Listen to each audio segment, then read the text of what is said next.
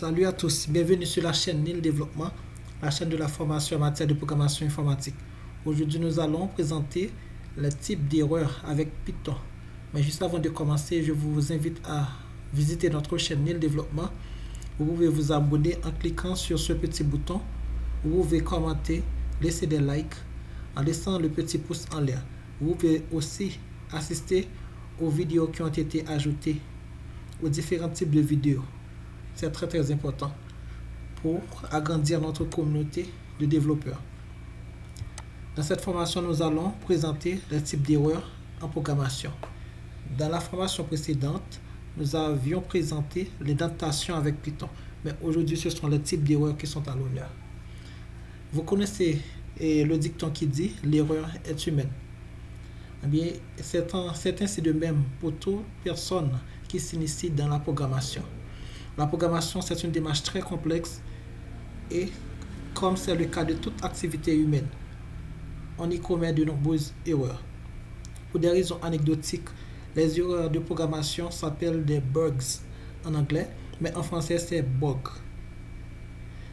L'ensemble des techniques que l'on met en œuvre pour les détecter et les corriger s'appelle debug en anglais et débogage en français. Il en existe trois types d'erreurs d'après les programmeurs.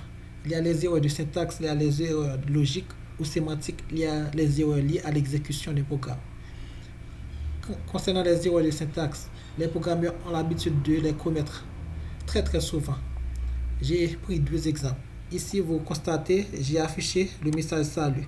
Mais ce qu'il faut voir, dans la fonction print, j'ai pas mis le T, ce qui fait que l'IDE va afficher des erreurs lors de l'exécution de ce programme. Dans l'exemple 2, j'ai pas mis un double quote à côté de la chaîne de caractères salut, ce qui fait que l'IDE va afficher des erreurs aussi pour dire de corriger cela. C'est ça les erreurs de syntaxe. Et il faut prêter beaucoup attention lorsque vous travaillez, lorsque vous programmez avec Python. Ce type d'erreurs ont l'habitude de s'afficher, surtout si vous passez des lignes de code avec rapidité. Vous pouvez faire ces erreurs sans avoir l'idée. Mais au moment de l'exécution, vous allez voir que vous avez loupé quelque chose. Vous n'avez pas mis soit une lettre ou un chiffre concernant dans la ligne de code. Ensuite, il y a les erreurs sémantiques ou erreurs logiques. Dans la logique de ce type d'erreur, c'est l'exécution du contraire de ce qui a été prévu. C'est-à-dire le résultat n'est pas celui que vous attendiez. Vous obtenez quelque chose d'autre.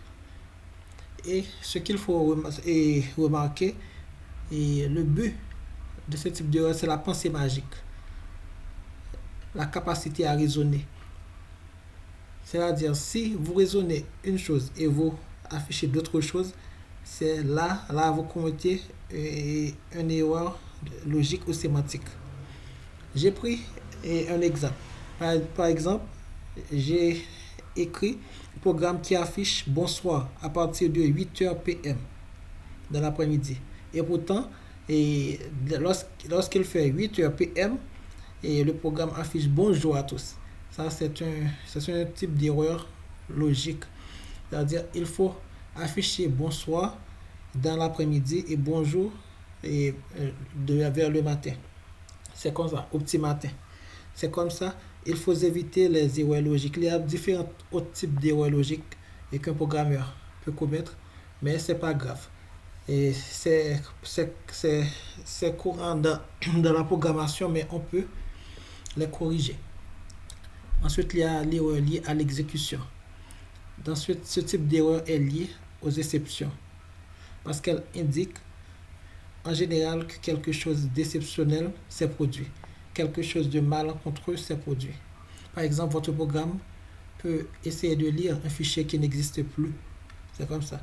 Vous pouvez avoir un message d'exception et à l'exécution, ce message peut être titré fichier introuvable. C'est-à-dire l'IDE n'arrive pas à trouver le fichier que vous avez créé.